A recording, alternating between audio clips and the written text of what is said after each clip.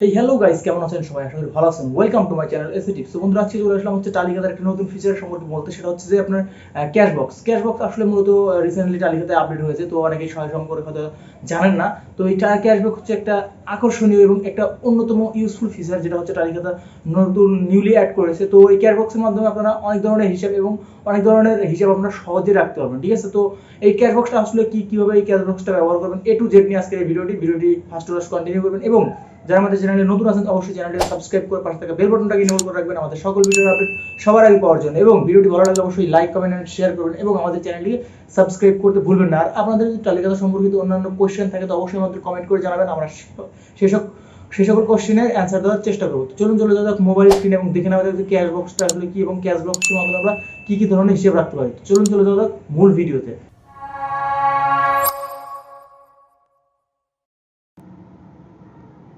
তো বন্ধুরা, আমরা চলে আসলাম মোবাইল স্ক্রিনে আসার পরে আমরা চলে যাবো হচ্ছে আমাদের টালিখাতায়। তো টালিখাতায় যাওয়ার পরে হচ্ছে দেখবো আমরা কীভাবে ক্যাশবক্সটা ইউজ করতে পারি।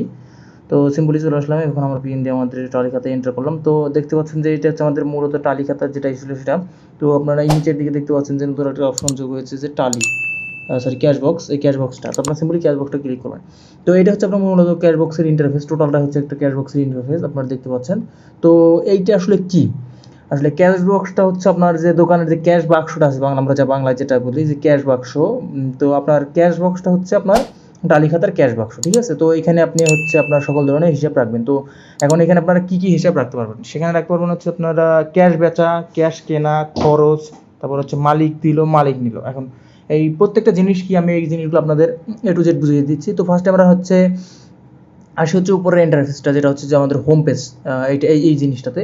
তো এটা হচ্ছে আসলে কি, তো এইখানে আমরা হচ্ছে কি লেখা আছে যে আজকের বেচা। তো আমরা যদি এখানে নগদে কিছু বেচি তো সেটা আর কি উঠবে। আর হচ্ছে আজ পেলাম, আমরা যদি আগের কোনো বাকি থাকে সেটা যদি আমাদের কেউ দেয় তো সেটা আমরা হচ্ছে আজ পেলামে যাবে। আর বর্তমান ক্যাশ বলতে এখানে হচ্ছে আপনার দেখা যায় যে অনেকেই যারা দোকানদার আছেন তারা সকালে কিন্তু একটা দোকান যখন চালু করেন তখন কিন্তু আপনাদের ক্যাশে নির্দিষ্ট পরিমাণ একটা অ্যামাউন্ট থাকে।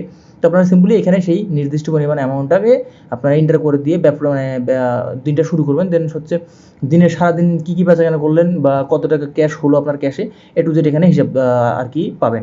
তো ফার্স্টে আসি, এখন হচ্ছে আপনার কি ক্যাশ বেচা, ক্যাশ কেনা, খরচ, মালিক দিল, মালিক নিল। তো এই জিনিসটা আচ্ছা, এখন হচ্ছে যে আপনি বলতে পারেন যে ভাই বর্তমান ক্যাশ আমরা যে দোকান খুলবো, তো প্রত্যেক দিন সকালে যে দোকানটা খুলবো তো বর্তমান ক্যাশ কীভাবে ইন্টার দেবো। ওকে, তো এইখানে হচ্ছে ফার্স্টে আপনারা যখন আপনার দোকান খুলবেন সকালবেলা, ফার্স্টে আপনাদের কাজ হবে হচ্ছে মালিক দিল, অর্থাৎ হচ্ছে আপনি হচ্ছে মালিক, আপনি হচ্ছেন আপনার ক্যাশে আছে কত টাকা দিলেন আপনি সেটা।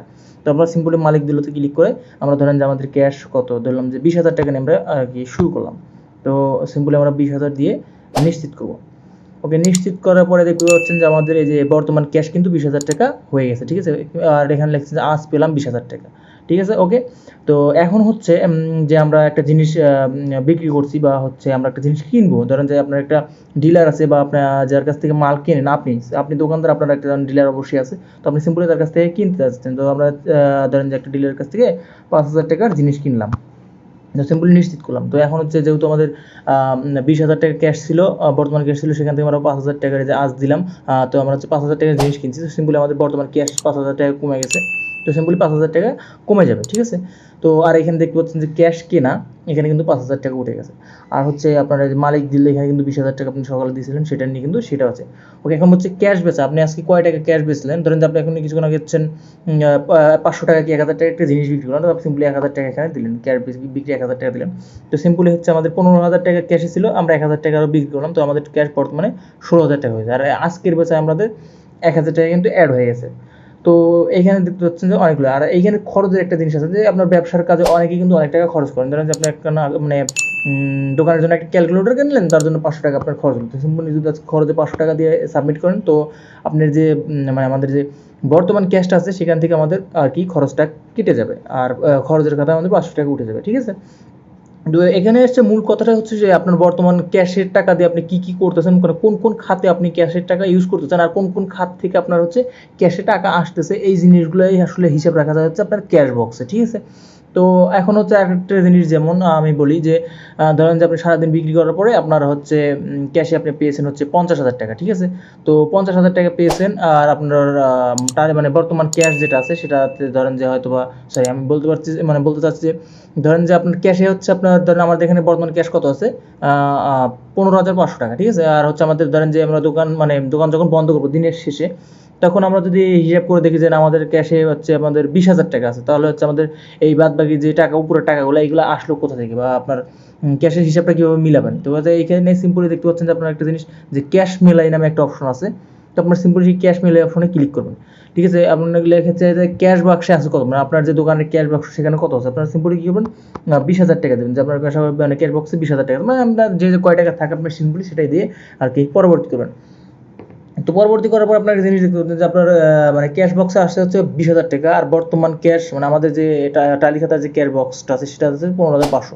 বাড়তি টাকা হচ্ছে আপনার 4,500 টাকা। এটা মানে হচ্ছে হয়তো বা কোনো কারণে বা ভুলে আপনারা হচ্ছে ক্যাশ টালিখাতার যে ক্যাশ বক্স আছে সেখানে এন্ট্রি হয়নি। তো আপনারা সিম্পলি যদি এটা এন্ট্রি দিতে চান নিশ্চিত করবেন, ঠিক আছে? তাহলে আপনার কিন্তু ক্যাশের হিসাবটা মিলে গেল, ঠিক আছে? তো আপনার বর্তমান ক্যাশ দেখছেন 20,000 টাকা হয়ে গেল, ঠিক আছে? আর আচ্ছা, আপনি আজকে বেচা কেনা 5,000 টাকা, আর আজকে আপনি পেলেন হচ্ছে টোটাল 25,000 টাকা, 25,500 টাকা। 25,500 টাকা কী হবে, যে আমি বলতে আপনার হচ্ছে যে সকালে 5,000 টাকা নিয়ে শুরু করছিলেন, আর হচ্ছে যে আপনার 5,500 টাকা হচ্ছে আপনি আপনার ইয়েকে দিলেন, এবারে যাচ্ছে আপনার 25,500 টাকা।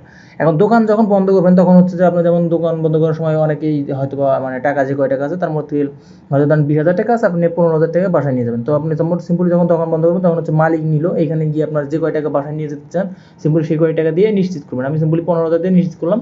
তোমার পর মানে এখন দেখতে পাচ্ছেন যে মালিক নিল 15,000 টাকা, আর আমাদের বর্তমান ক্যাশ মানে ক্যাশ বক্সে, আমাদের দোকানের যে ক্যাশ বক্স আছে সেটাতে হচ্ছে 5,000 টাকা রয়ে গেল কিন্তু, ঠিক আছে? তো এইটাই হচ্ছে মূলত ক্যাশ বক্সের হিসাব। আর ক্যাশ বক্সের আরেকটা মানে অন্যতম জিনিস যেটা, সেটা হচ্ছে যে আপনাদের রিপোর্ট, ঠিক আছে? রিপোর্টটা কিন্তু খুবই ইম্পর্টেন্ট।